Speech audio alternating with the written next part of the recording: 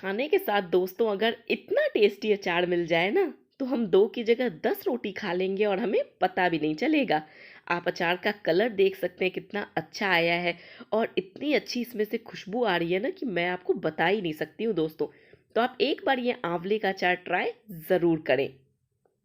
दोस्तों आंवले का अचार बनाने के लिए मैंने यहाँ पे पतीले में पानी लिया है और यहाँ पे मैंने लिया है ये 300 ग्राम आंवला।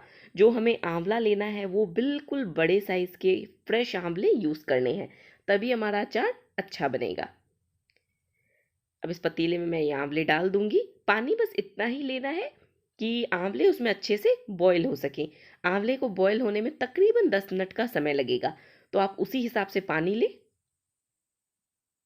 मैंने यहाँ पे तकरीबन 600 ml पानी लिया है। अब इसे हाई फ्लेम पे बॉईल होने दूंगी जब तक कि आंवले की कलियां अलग नहीं हो जाती।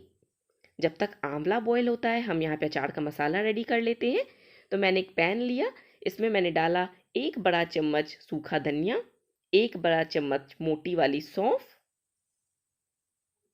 1 छोटा चम्मच मेथी दाना, 1 छोटा चम्मच जीरा, 1 बड़ा चम्मच सरसों दाना। जो मोटी वाली सरसों होती है ना वो यहाँ पे ली है मैंने, और काली सरसों आपने यूज़ करनी है, पीली सरसों हमें नहीं लेनी है। मीडियम फ्लेम पे मसालों को हम 2 मिनट तक भूनेंगे, जब तक कि इसमें से खुशबू आना स्टार्ट नहीं हो जाती, तब तक हमें इसे भूनना है।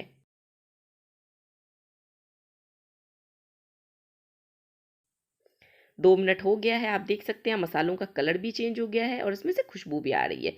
तो इस टाइम पे मैंने इसमें डाल दी 1 छोटा चम्मच अजवाइन और फ्लेम को ऑफ कर दिया है। ऑफ फ्लेम पे ही आपने अजवाइन डालनी है। इसे अच्छे से मिक्स करना है। अब हम मसाले को एक प्लेट में निकालेंगे, ठंडा होने देंगे, फिर पीस के इसका दरदरा पाउडर रेडी करेंगे। मसाले को मैंने प्लेट में निकाल लिया था। जब वो ठंडा हो गया तो मैंने उसे पीस के इस तरीके से दरदरा पाउडर रेडी किया है। ध्यान रहे यहाँ पे हमें बिल्कुल बारीक पाउडर नहीं चाहिए। आंवला भी अच्छे से बॉईल हो चुका है दोस्तों। आप देख सकते हैं अब इसकी कलियां खुल गई हैं। ये देखिए आंवला टूटा हुआ सा आपको दिख रहा है ना, तो बस हमें इसे इतना ही बॉईल करना है। अब मैं इसे छान लेती हूँ। आंवले को मैंने छान लिया है और अब इसकी इस तरीके से कलियां अलग अलग कर लूंगी और इसमें से जो ये बीज है इसे निकाल दूंगी।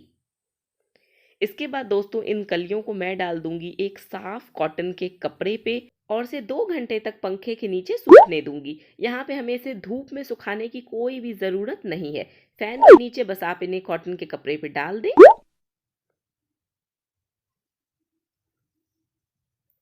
2 घंटा हो गया है। तो अब हम यहाँ पे मसाला रेडी करेंगे अचार बनाने के लिए। तो मैंने यहाँ पे ली है 2 टेबल स्पून कश्मीरी लाल मिर्च पाउडर। आपको यहाँ पे कश्मीरी लाल मिर्च पाउडर ही यूज़ करनी है, तभी आपके अचार में आएगा प्रॉपर ब्राइट रेड कलर। और अब इसमें डालूंगी ये दरदरा पीसा हुआ हमारा अचार का तैयार मसाला। आधा छोटा चम्मच हल्दी पाउडर,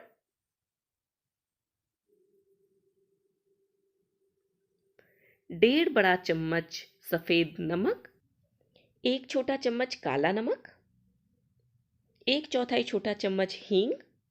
इन सबको कर लूँगी अच्छे से मिक्स। दोस्तों ग्राम में मेज़रमेंट चाहिए तो आप नीचे डिस्क्रिप्शन बॉक्स चेक ज़रूर कर लें, क्योंकि किसी का चम्मच बड़ा होता है किसी का छोटा, तो फिर आपकी मसाले कम ज़्यादा हो जाएंगे। अब मैं इसमें डालूंगी ये आंवले की कलियां, जिसे मैंने पंखे के नीचे 2 घंटे तक सुखा लिया था। जैसा कि मैंने बताया कॉटन के साफ कपड़े पे से डाल के 2 घंटे तक पंखे के नीचे सुखाया है। ये 25 ग्राम मैंने लहसुन डाली, लहसुन को भी उसी तरीके से पंखे के नीचे सुखाया है। 25 ग्राम हरी मिर्च, हरी मिर्च को बस बीच में से चीरा लगाया, इसे भी फ़ैन के नीचे सुखाया है और यहाँ पे यूज़ किया है।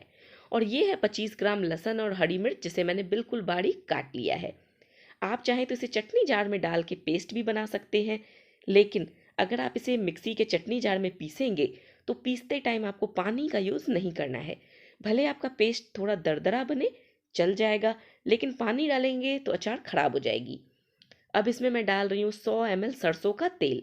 दोस्तों अचार में जो मैंने ऑयल यूज़ करा है उसे पहले स्मोकिंग पॉइंट तक गर्म किया, उसके बाद उसे ठंडा होने दिया। जब तेल पूरे तरीके से ठंडा हो गया है उसके बाद यहाँ पे मैं ये तेल अचार में यूज़ कर रही हूँ। इसे हाथों से अच्छे से मिक्स करना है और आपके हाथ बिल्कुल क्लीन और सूखे हुए होने चाहिए, तभी आप अपना हाथ अचार में डालेंगे। अब इसमें मैं डाल रही हूँ 2.5 टेबल स्पून विनेगर। ये टोटल 40 ml विनेगर है, चम्मच से मेज़र करेंगे तो 2.5 टेबल स्पून है। इसे भी अच्छे से मिक्स कर लूँगी। आप देख सकते हैं अचार का कलर कितना अच्छा आया है।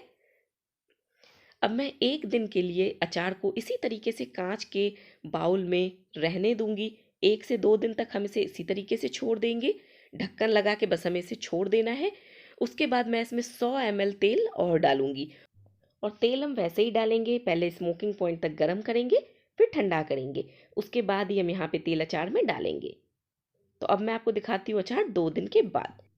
2 दिन तक अचार को मैंने इसी तरीके से इस कांच के बाउल में रखा था, ऊपर से साफ कॉटन के कपड़े से इसे बांध दिया था। अब मैं अचार को डाल दूंगी साफ ग्लास के जार में। ग्लास का जार जो मैं यहाँ पे यूज़ कर रही हूँ अच्छे से स्टरलाइज है और सूखा हुआ है, इसमें किसी भी तरीके का मॉइस्चर नहीं है। अब ये अचार पहले मैं जार में डालूंगी, फिर मैं इसके ऊपर डालूंगी 100 ml ऑयल। अचार जो है वो तेल से अच्छे से कवर होनी चाहिए, तभी हमारी अचार खराब नहीं होगी।